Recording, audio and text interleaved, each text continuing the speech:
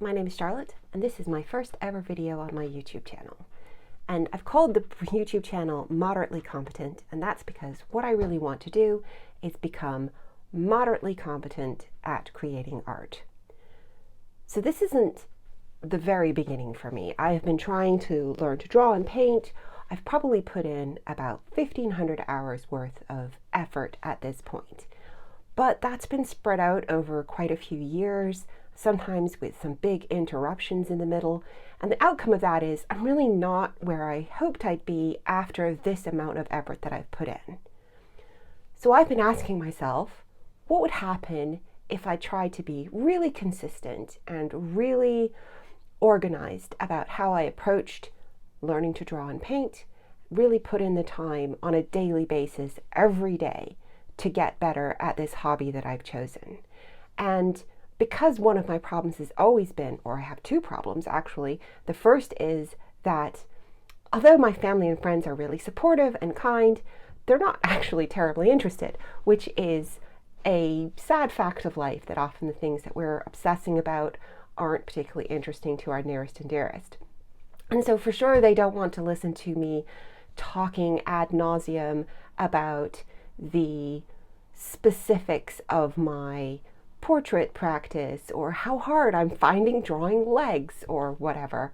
And so I kind of just want to be able to tell somebody, even in the empty void of the internet, exactly what's going on and how I feel about it and what I'm going to do, and have this chance to kind of externalize all the things that I'm thinking about when it comes to learning to produce art. And the second reason is that I don't see a lot of people like me out there in the art world. So I follow a lot of creators who are in this field, and many of them are really talented and really interesting and at all kinds of different stages of their journey. But there are not very many people who are a similar age to me. I'm in my 40s, who are at a similar stage to me, very near the beginning, and who are interested in similar things to me. I think it's worth saying that I have no history of art. I wasn't particularly interested in it as a child. I finger painted along with the best of them, but I wasn't drawn to art particularly strongly. And you do hear a lot of artists who are my age, who are often super successful, saying like, oh, I came out of the womb with a pencil in my hand. And I am not one of those people at all. I kind of just did art at school the way everybody does art at school. Once I went to secondary school, which I did all in the UK, we had 3 years of compulsory art, and I did averagely badly in those classes. I got, 50s and 60s and 70s on a good week. I never rose above that level. There was never any suggestion I should continue past the mandatory years, which were the first 3 years. And yeah, I just wasn't any good at it, and I wasn't especially interested in it. I had lots of other hobbies, lots of other interests, and art just seemed like something that you did if you had talent. And I didn't have talent, so it kind of wasn't worth trying, was what I thought at the time. And I don't believe that anymore, that you just have to have talent. And I don't believe that I personally lack the ability to develop some skills, which I also believed for a time. But I do think I'm going to find it harder than average, because this isn't drawing on some forgotten wellspring of skill. I don't have any skills. I don't have any talent. I don't have any history in this. And I'm just basically not very good. And I feel like there is a place in the world, on the internet, for someone who is not very good to talk about not being very good, but trying to get a little bit better, just a little bit.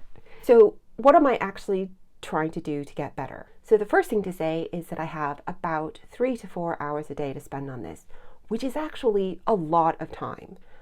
I would say that that's like my best day. On my best day, I have 3 to 4 hours to spend on this. The way that I like to do it is to spend about an hour on each of 4 topics. And my current 4 topics are figure drawing, portrait drawing, learning to use digital tools and do digital painting, and then I have an hour which I basically designate for whatever else I want to do, which I usually spend drawing, working in a sketchbook, trying to improve my visual library, that sort of range of things that I have figured out a way to draw, and sometimes just doodling, doing like Zentangles, black and white ink work, that type of thing, which is not particularly skill building, but it's very easy to do, and it's something that I can do while I'm listening to a podcast or watching television, if that's what I want to do that evening. But I try to move pen on paper 3 to 4 hours a day. My goal is to make a video every week that just kind of covers what I've done this week. What did I do? What did I draw? What were the outcomes of the things I said I would try the previous week? Where were the problems? What am I thinking about? That kind of thing, like a week in drawing, a week in learning to do art. And along the way, almost certainly, because I'm trying out courses and reading books, I'll probably talk about the things that I've been using. But really, this is just bring you along with me while I try to learn this thing that is actually really difficult and which I am not very good at. This is a type of video that I actually really enjoy watching. I really like seeing people actually being pretty honest about how things are going and how they're keeping their motivation going.